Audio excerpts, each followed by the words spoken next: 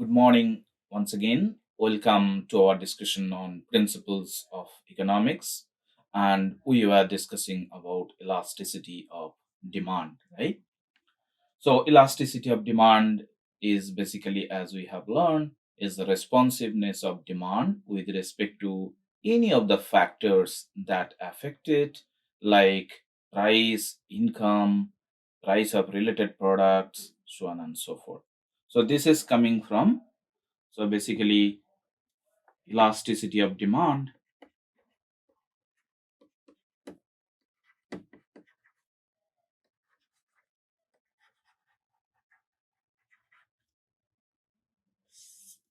So when you say demand for the commodity X, let's say this is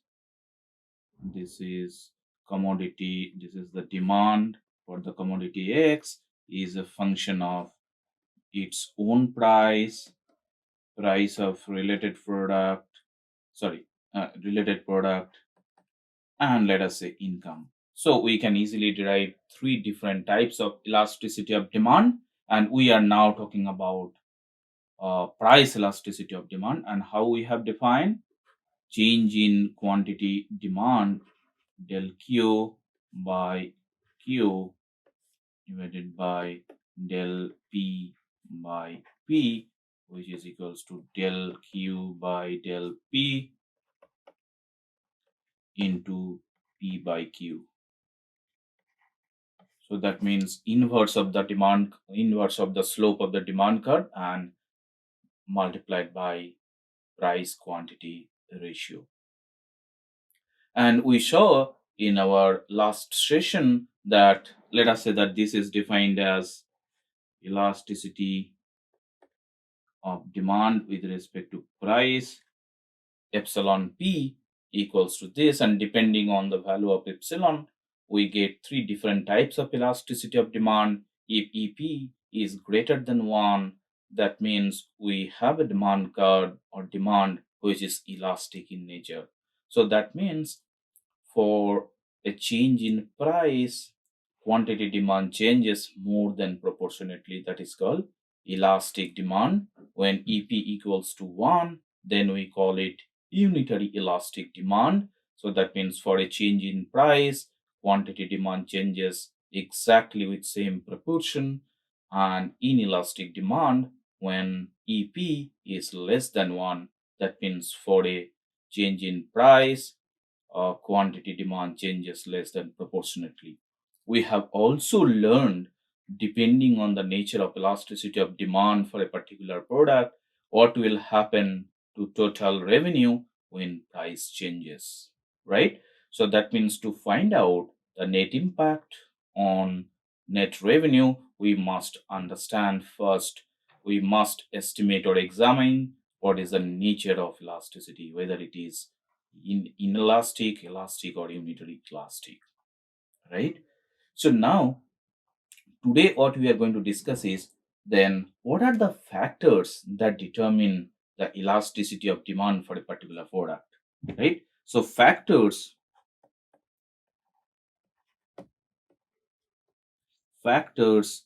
affecting elasticity of demand.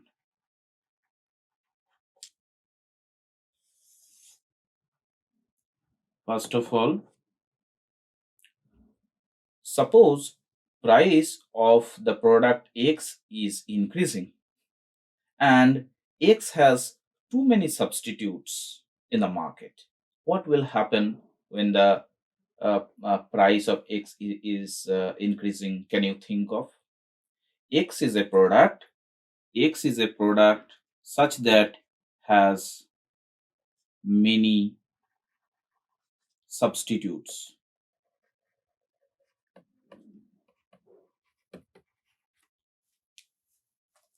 So when Px is, let's say, is increasing, what will happen? That means there would be a drastic fall in the demand for X because consumers will shift from X to other related products that exist in the market. So it will lead to drastic fall in demand for X. Okay. On the opposite case, if X has, on the other hand, if X has few or no substitutes,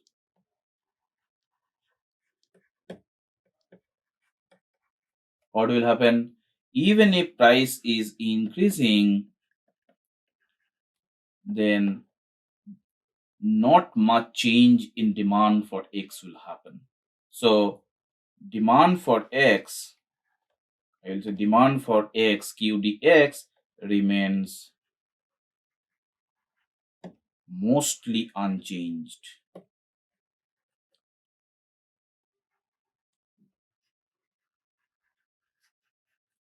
So that means the first factor that determine elasticity of demand is basically availability of substitutes. So what is the first factor? That means we have learned that availability of substitutes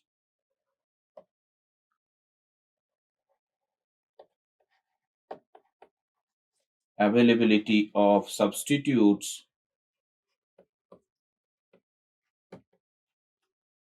determine elasticity of demand.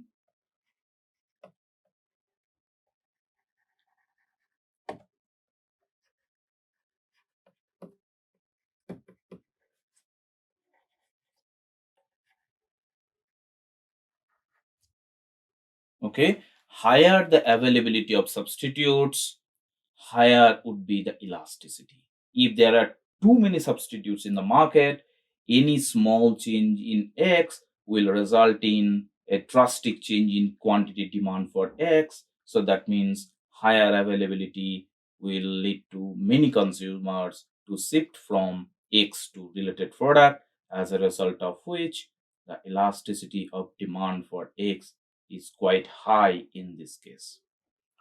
Okay. On the other hand, if there are no substitutes or very few substitutes, then demand for eggs cannot respond much to a change in price. So availability of substitutes is the first factor that determine elasticity of demand. Particularly, we are talking about price elasticity of demand, right? Secondly, the second factor that determine price elasticity of demand, I would say time. Time is the second factor.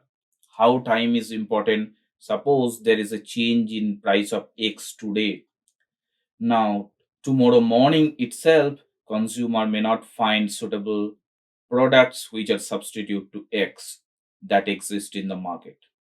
So, in the short run, consumer may not switch from X to other related products because the first of all the product may not be available.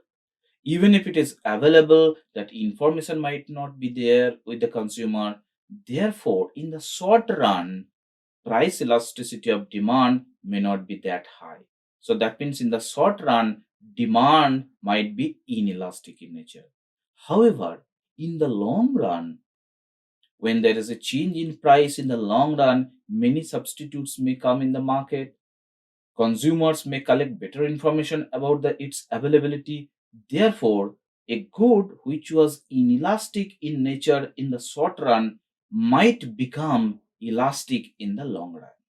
Because of these facts, that substitutes may come in the market in the long run, and consumers may get some time to respond because they get proper information about the availability of alternative products. So that is why time also determines elasticity of demand. Generally, we say that in the short run, SR means short run. In the short run, demand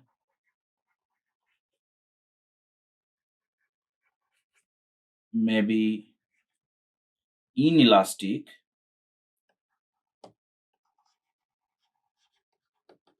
but in the long run, it might become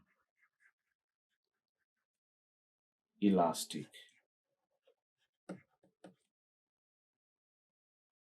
So time is another factor that determine elasticity of demand. Third factor, how the good is defined.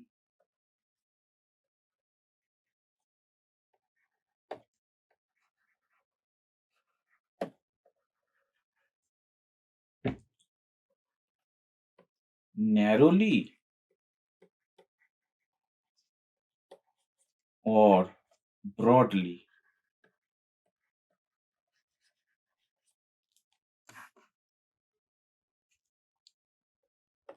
So this is one thing. Definition of the good itself determines the elasticity of demand. I'm giving you an example. Consider consider elasticity of demand for these two products. Let's say example one is Pepsi and B consider jeans. Now when I'm saying Pepsi or Coca-Cola or Thumbs Up, you have many suitable substitutes in the market. If anything happens to price of Pepsi, consumer will easily find out some alternative. They may go for Sprite, they may go for 7 Up, they may go for Limca, they may go for Thumbs Up, so on and so forth. Similarly, when the good is jeans, then if anything happens to jeans price, consumer may switch to cotton, may go to chinos, may go to khaki, so on and so forth. So there are many alternatives if I define the good in this way. Okay, if I define the good in this way, that means these type of definition of good makes more availability in the market. So that means more substitutes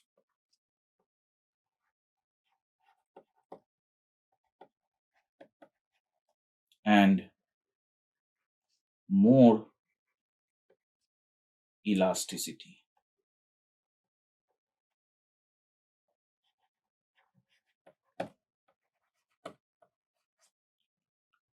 Okay. Now suppose I am defining Pepsi as in this way. Cold drink.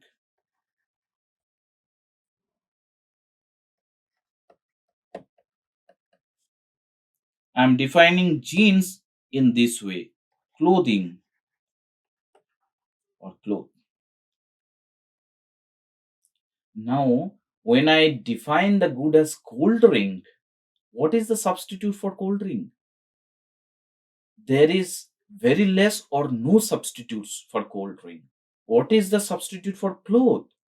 There is less or no substitute for cloth. Now, what is the difference between this definition AB and CD? AB, the way I have defined the good is very narrowly. That means I have taken only a particular product from a broad range of the commodities that might be available in the market. I have defined Pepsi. So that means only one element from the cold drink category. I have defined the good as jeans. That means only one element from the bigger category of clothes. So while AB is known as a narrow definition, this is called a narrow definition.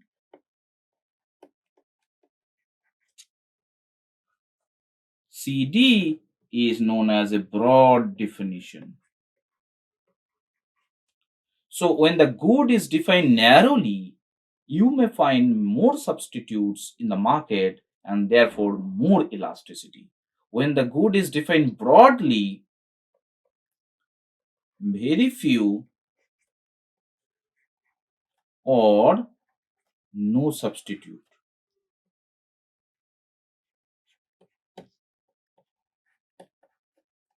And therefore inelastic.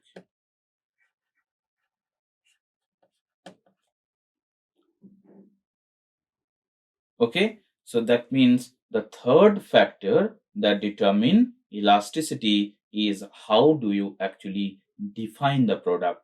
Are you defining it narrowly or are you defining it broadly? So we have learned three factors then that mainly affect price elasticity of demand. First of all, availability of the product in the market. Higher the availability, higher is the elasticity. Lower the availability, lower is the elasticity. Very simple to understand. More availability of substitutes means consumer have many choices to select if anything happens to a particular product. Second factor that determines elasticity of demand is the time. How much time you are allowing the customers or consumers to respond. If something happens to price of, let's say, sugar today, tomorrow morning itself, the consumer may not find an appropriate substitute for sugar. But if you allow a couple of months or couple of years, then in the market, sugar's substitute might also become available. Therefore, in the long run, the same product which was inelastic in nature in the short run because of non-availability of substitutes may turn out to be elastic in the long run because now you have many substitutes in the market. And thirdly, how you define the good narrowly or broadly. Okay. Now, depending on then this elasticity of demand, basically we can get three different types of demand curve. Okay. Three different types of demand curve. So that means three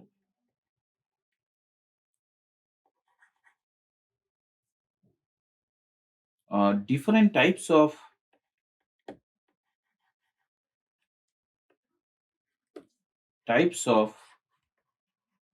demand curve depending on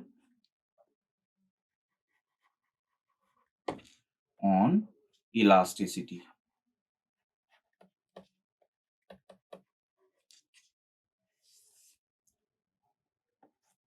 Let us say that the good is perfectly elastic.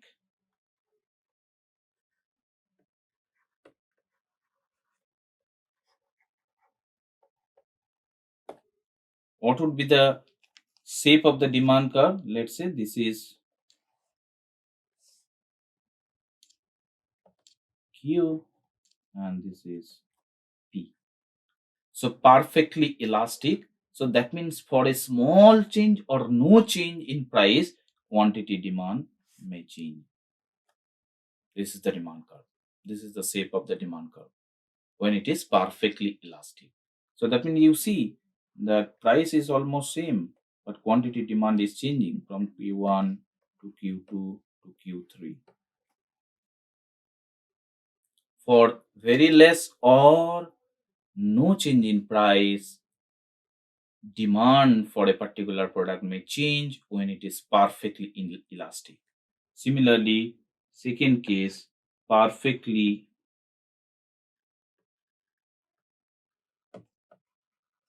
inelastic. What would be the shape? Just the opposite.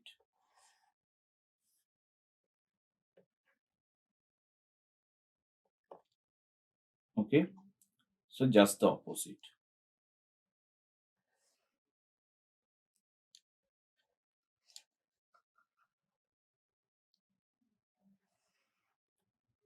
So that means Q remains same as Q1 even though price is changing.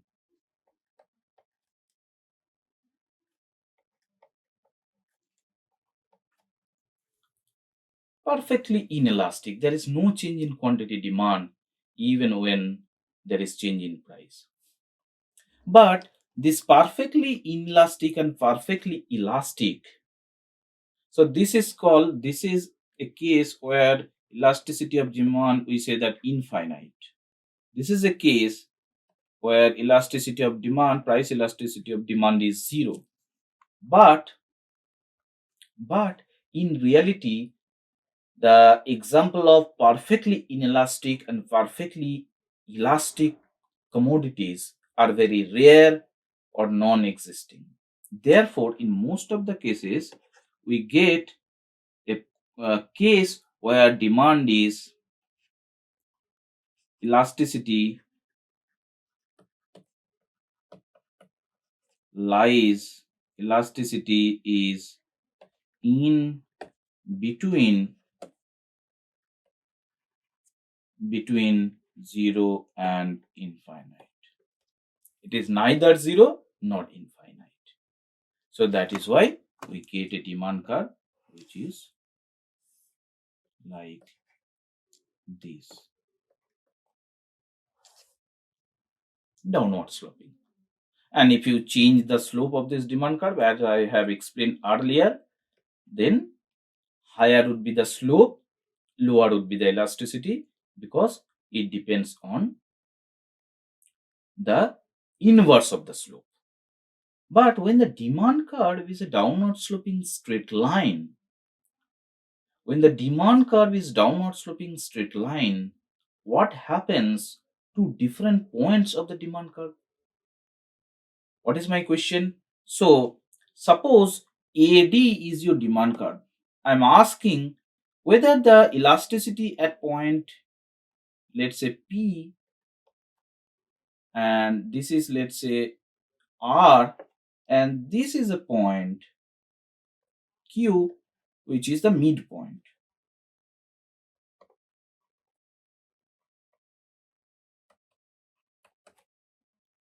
Okay, so as we know that elasticity of demand is defined in this way: delta Q by delta P into P by Q.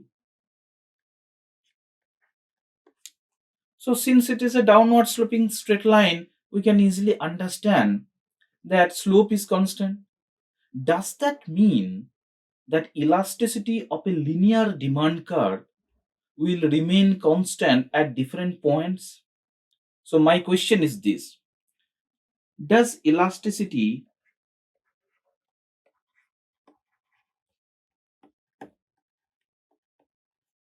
of demand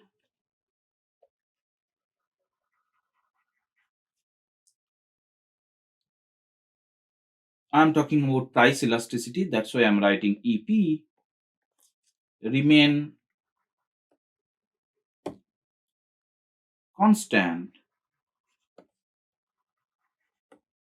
along the demand curve?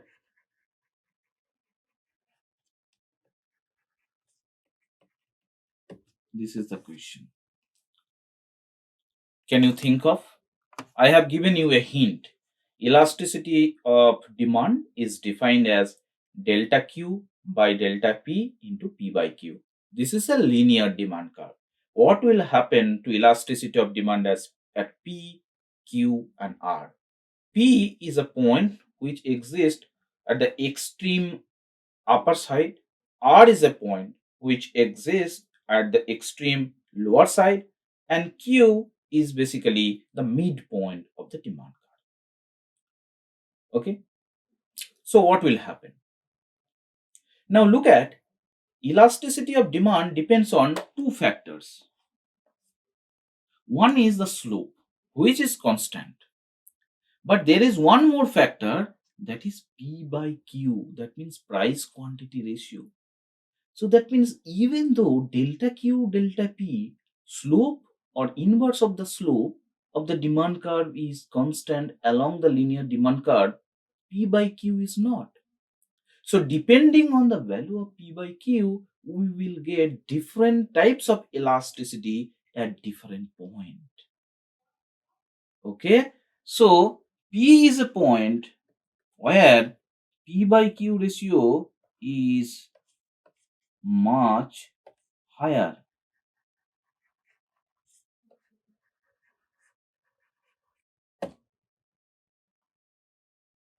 So that means P by Q ratio is greater than 1. Look at the P here. This is very high, but Q is very less. Because P is much greater than Q. And as a result of which, EP at point P greater than 1. So that means demand is elastic at this point. This is called elastic.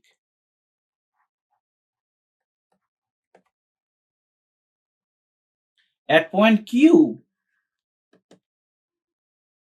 P by Q equals to 1 because P equals to Q.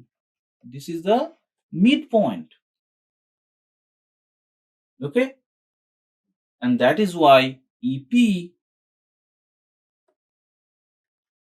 is equals to 1. Demand is at point Q. This is unitary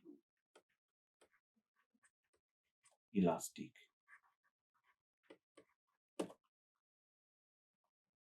And at point R, P by Q ratio is less than 1. Okay? Less than 1, which implies elasticity of demand is less than 1.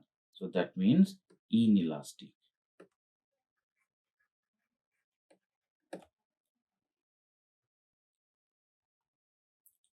So that means this is the region where you get elastic demand. This is the region where you get inelastic demand.